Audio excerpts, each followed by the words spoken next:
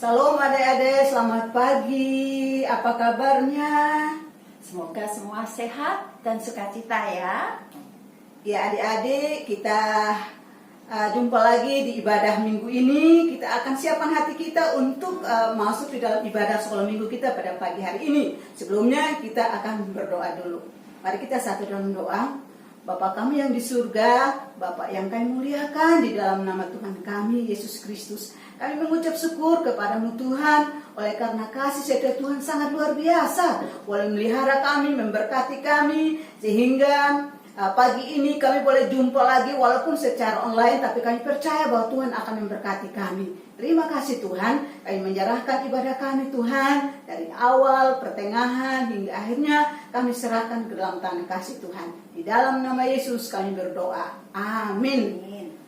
Halo adik-adik, ayo semua bangkit berdiri. Kita siapkan hati kita, kita semangat, kita mau memuji Tuhan. Kita menaikkan satu pujian, lagu apa Ibu Haryanja? Ya harus makin bertambah. Oke. Biar Tuhan yang makin dipujikan. Nah, harus semangat ya.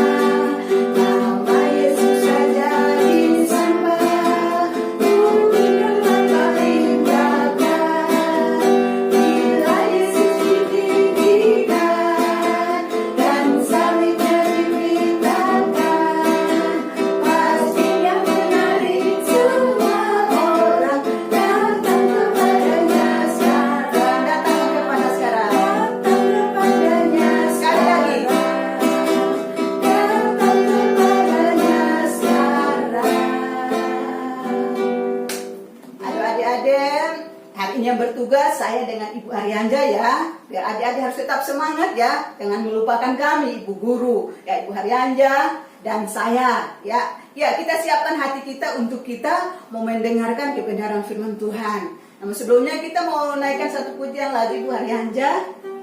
Lagu apa? Firman Allah seperti palu. Oh iya, firman Allah seperti palu.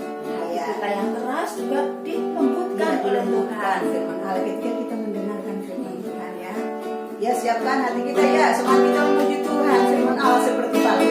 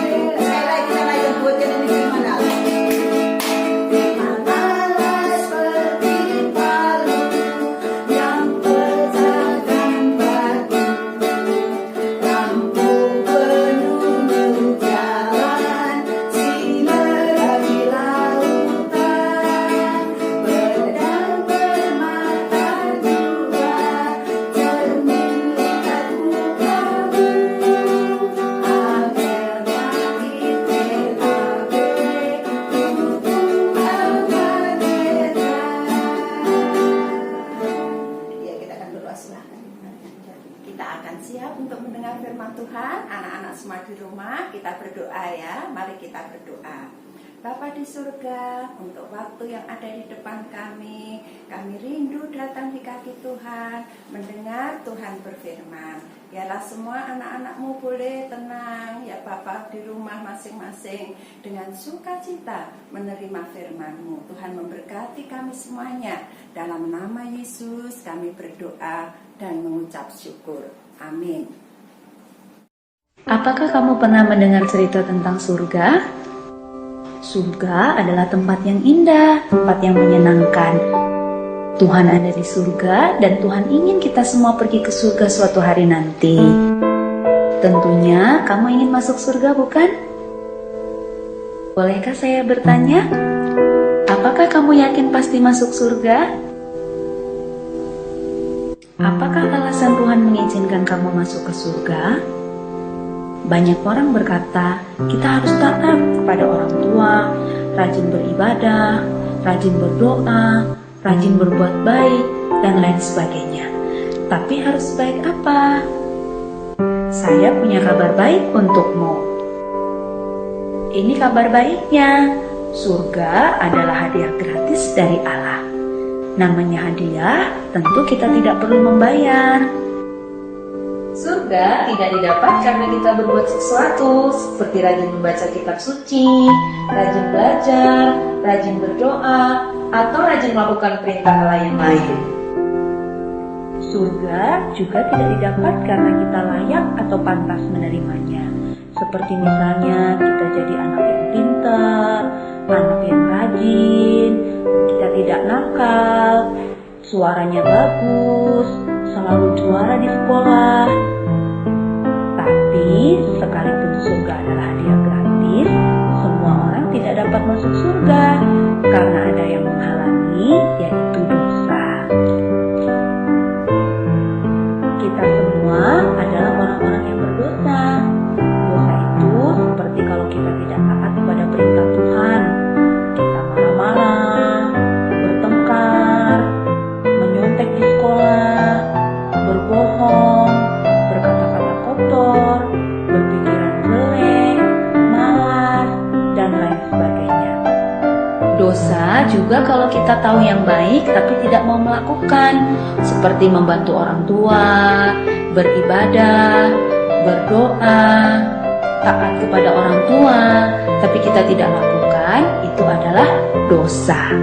Dosa sudah mengikat hidup kita, sehingga kita cenderung untuk berbuat dosa. Kalau kita terus berbuat dosa, maka dosa kita akan sangat banyak. Nah, dengan dosa yang banyak seperti ini, kita tidak dapat menyelamatkan diri kita sendiri untuk masuk surga. Kita seperti orang yang tenggelam dalam lumpur hisap. Tidak mungkin kita menarik rambut kita untuk mengangkat diri kita, bukan? Nah, kita juga seperti itu. Kita tidak bisa menyelamatkan diri kita sendiri untuk masuk surga. Mungkin kita berpikir, kalau saya banyak berbuat baik, nanti ditimbang dosa dan perbuatan baik saya, sehingga saya bisa masuk surga. Tetapi itu tidak mungkin. Mengapa? Untuk masuk surga kita harus sempurna. Artinya tidak ada dosa satupun yang kita lakukan dalam hidup kita. Tidak mungkin kita menyajikan kue dari gula, mentega, tepung, dan 9 telur yang baik, tetapi sudah tercampur dengan 1 telur yang busuk. Kenapa? Karena 1 telur yang busuk itu sudah mencemari semua adonan yang baik. Itu sama seperti dosa kita. Sekalipun kita banyak berbuat baik, tapi kalau ada 1 dosa yang kita lakukan, itu sudah membuat kita tidak sempurna, sehingga tidak bisa masuk surga. Tapi Allah bisa menyelamatkan kita. Mari kita melihat cara Allah. Kita harus mengerti, Allah tidak seperti kakek yang baik, yang hanya mengasihi tetapi tidak menghukum kita yang berdosa. Allah juga bukan seperti polisi yang adil, yang hanya menghukum dan tidak mengasihi kita yang berdosa. Yang benar, Allah kita adalah kasih sekaligus adil. Allah yang kasih, Dia tidak ingin menghukum kita sekalipun dosa kita banyak. Tapi Allah yang adil harus menghukum kita sekalipun dosa kita hanya 1. Inilah hukuman orang yang berdosa, yaitu disiksa selama-lamanya di dalam neraka. Apakah kamu melihat ada masalah di sini? Tadi Allah kasih tidak ingin menghukum, tapi Allah yang adil harus menghukum. Bagaimana kasih dan keadilan Allah ini bisa bertemu? ada sebuah cerita yang akan menolong kita untuk mengerti bagaimana kasih dan keadilan Allah bertemu. Ada seorang pemimpin yang sangat bijaksana yang bernama Syamila.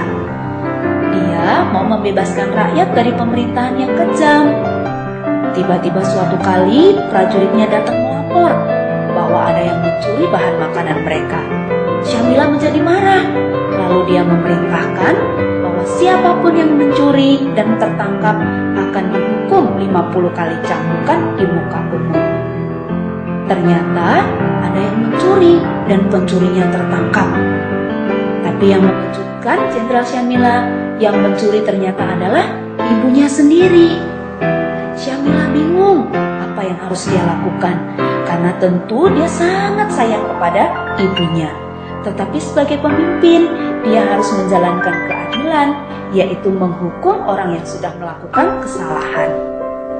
Tetapi karena Syamila adalah pemimpin yang sangat bijaksana, dia melakukan sesuatu yang mengejutkan semua orang. Dia membuka jubahnya, lalu dia memakaikan kepada ibunya. Dan dia dicambuk sebanyak 50 kali cambukan sebagai ganti ibunya. Dengan cara inilah Syamila menunjukkan kasih kepada ibunya, tapi sekaligus dia menunjukkan keadilan kepada semua pengikutnya. Demikian juga Allah mempertemukan kasih dan keadilannya melalui pengorbanan Yesus.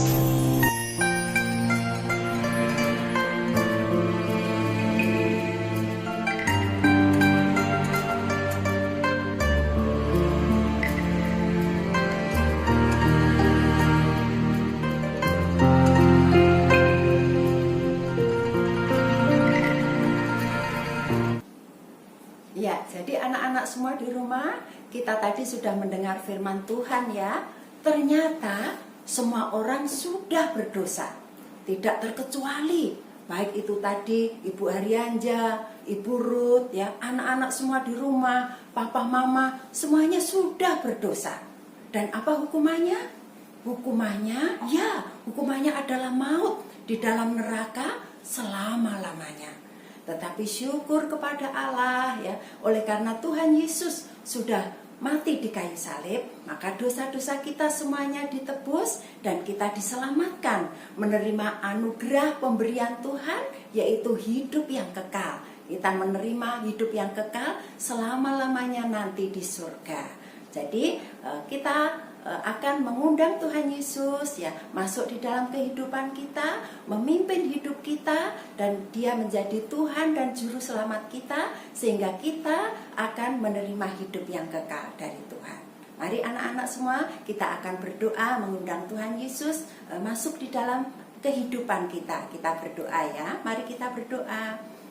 Bapa di surga, terima kasih dalam ibadah sekolah minggu pada hari ini kami sudah memuji-muji Tuhan, kami menerima kebenaran firman-Mu Tuhan, bahwa kami adalah orang-orang berdosa. Terima kasih untuk anugerah pemberian Allah, bahwa oleh penebusan Tuhan Yesus kami semua boleh diselamatkan, kami ditebus dosa-dosa kami dan menerima anugerah hidup yang kekal. Menjadi kerinduan kami semua anak-anak-Mu untuk membagikan kabar baik itu kepada orang-orang lain, kepada teman-teman kami, supaya mereka juga boleh berjumpa dengan Tuhan Yesus dan menerima hidup yang kekal. Terpujilah nama-Mu Tuhan, dalam nama Yesus kami berdoa dan mengucap syukur.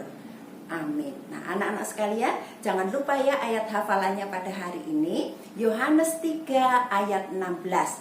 Karena begitu besar kasih Allah akan dunia ini, sehingga Ia telah mengaruniakan anaknya yang tunggal, supaya setiap orang yang percaya kepadanya tidak binasa, melainkan beroleh hidup yang kekal. Sekali lagi, Yohanes 3 ayat 16. Karena begitu besar kasih Allah akan dunia ini, sehingga Ia telah mengaruniakan anaknya yang tunggal, supaya setiap orang yang percaya kepadanya tidak binasa, melainkan beroleh yang hidup yang kekal. Sampai jumpa, Tuhan memberkati.